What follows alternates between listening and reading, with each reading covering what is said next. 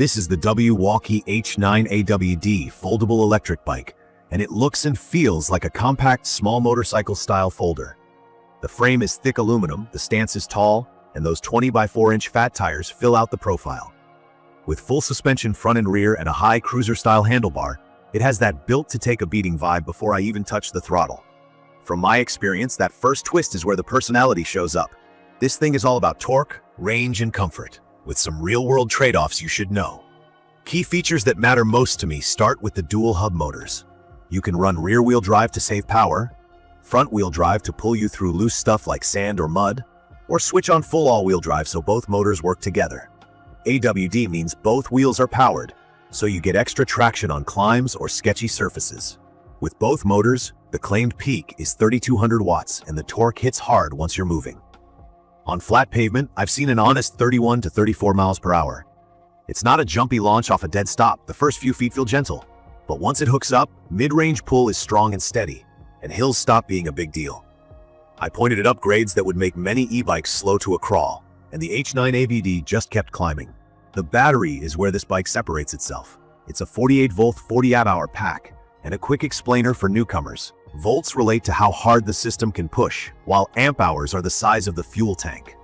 More Ah usually means more miles. The brand's claim is 80 to 130 miles on pedal assist, depending on conditions. From my experience, range anxiety disappears. On a mixed 60-mile ride with a blend of throttle and pedal assist, I rolled back with about half the battery still showing. On a shorter but harder 22-mile push using higher pedal assist, the on-screen bars barely moved. I've also done close to 30 miles on throttle only in rolling terrain and still had plenty left. Of course, your numbers will vary with rider weight, terrain, wind, temperature, and how much you use AWD. I plan charging as an overnight thing because this pack is huge and the charger fan is louder than most. It reminds me of a small vacuum, so I keep it in the garage. Comfort is another big win. The hydraulic front fork and the rear shock soak up broken pavement and trail chatter. Fat tires add a layer of cushion and grip, and the oversized saddle is way better than average for long rides. Braking matches the speed and weight with 4-piston hydraulic calipers and big 203mm rotors. If you're new to that term, 4-piston means more braking power and better modulation at the lever, and 203mm refers to the rotor diameter, which helps with heat and stopping force. I trust these brakes at 30+ miles per hour, and that's non-negotiable on a heavy, fast e-bike like this. The cockpit has a full-color display that I can read in bright sun. It shows speed, battery, trip info, and drive modes clearly. I like that it has a USB port to keep a phone charged. There's app control if you want to dig into ride data or adjust settings, and the throttle is a full twist unit now, which feels natural if you're used to motorcycles or scooters.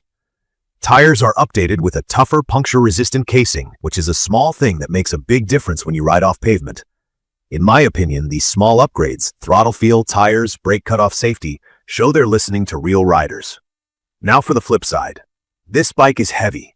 I'm talking well over 100 pounds, and with the battery in, it's a handful.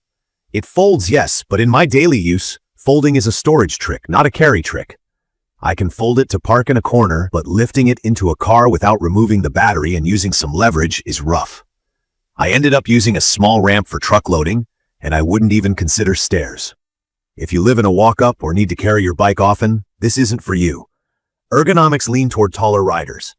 The handlebar has that chopper-like rise and not a ton of downward adjustment. I like the relaxed, upright posture for cruising, but shorter riders could find it a bit high and stretched.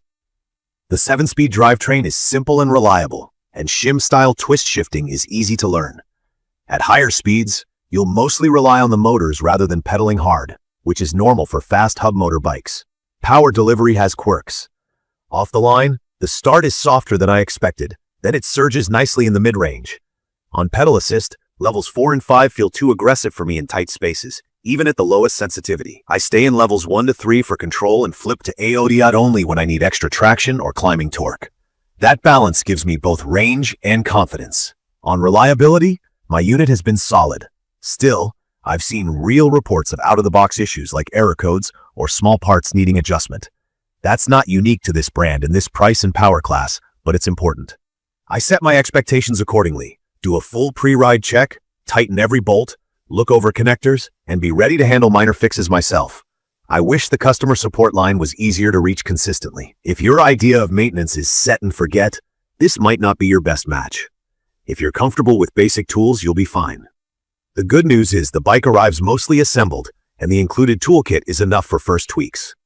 The included horn, reflectors, mudguards, cargo rack, plus the bag, rack basket, and mirrors are nice touches that save you from extra accessory shopping. It's perfect for riders who want big power and big range for exploring paved roads, gravel, and light trails without thinking about charging all the time.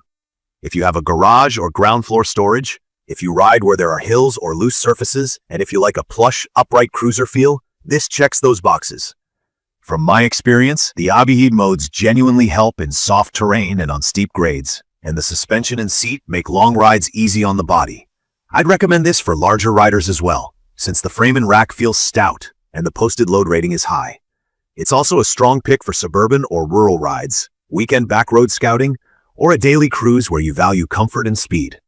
If you need something light, nimble to carry upstairs, or compatible with public transit, look elsewhere. The folding hinge won't change the reality of its mass. In my opinion, the Wallke H9AWD is a serious machine that delivers on speed, traction, comfort, and endurance, while asking you to accept size and weight, a learning curve with power settings, and the possibility of hands-on ownership. The bright display app control, USB charging, beefy brakes, and upgraded tires round out a dialed package. The full twist throttle and toggle make it easy to switch from chill cruising to let's climb that with a flick. Just respect local speed rules, wear a good helmet, and give yourself extra room to stop at higher speeds. In conclusion, this is a thrilling long-range folder that rides like a small moto, not a featherweight commuter. If the way you ride matches what it does best, long days, mixed terrain, big torque, it's hard not to smile every time you roll on the throttle. Check the comments of this video for a link to see the current pricing of the Wallke H9AWD Foldable electric bike. Thank you for watching.